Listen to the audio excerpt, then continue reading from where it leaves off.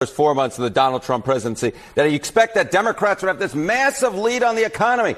It ain't so. It ain't so. The party that is closest to your economic views, in November of 2023, it was the Republicans by 11 points. Now it's still within that range, still within that margin of error, plus 8-point advantage for the Republican Party. How is that possible, Democrats? How is that possible after all the recession fears, after the stock market's been doing all of this, after all the tariffs that Americans are against, and Republicans still hold an 8-point lead on the economy? Are you kidding me? This is new CNN polling. Yes. How is that, when we look for trends, how is that trending with other data that you're pulling in? Yeah, if it was just this one CNN poll, that would be one thing. But take a look at Reuters Ipsos. What do we see here? Party with a better economic plan. Well, in May of 2024, just before Donald Trump was reelected president, Republicans had a 9-point advantage. Look at where we are now in May of 2025.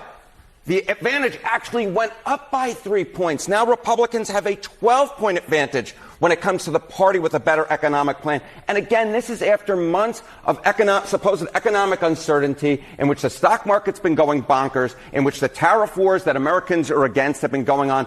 And yet, despite all of that, the Democrats are down by 12 points on the economy. This speaks to Democratic problems on the economy better than basically anything that you could possibly look at. The Republicans still hold an advantage on the all-important key issue of the day, and that is the reason why, even if Donald Trump's approval ratings are a little bit lower than they used to be, Republicans are not out of the ballgame because they still have a clear advantage on the economy, whether you look at CNN's polls or whether you look at the Ipsos poll right here, in which they have a 12-point advantage on the economy, Kate. And also in the CNN data, it does show that Republicans are gaining ground in an area that is key relating to all of this, which is when it comes to the middle class. Yeah. You know, historically speaking, which is the party of the middle class has been a huge advantage for Democrats. I have polling from NBC going all the way back since 1989 when Democrats had a 23-point advantage. 2016, a 17-point advantage. But by this decade, we already started seeing declines back in 2022 where you saw that Democrats led, but only by 4 points, well within the margin of error.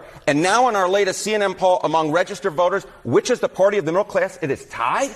This, I think, speaks to Democratic ills more than anything else. They have traditionally been the party of the middle class. No more. Donald Trump and the Republican Party have taken that mantle away, and now a key advantage for Democrats historically has gone adios amigos, and now there is no party that is the party of the middle class. Republicans have completely closed the gap, Kate. All right. There's a lot of messages and a lot to be learned from these numbers and this data. It's good to see you, Harry. Nice Thank to you see you, so Kate. much. Still ahead for us, an athlete takes home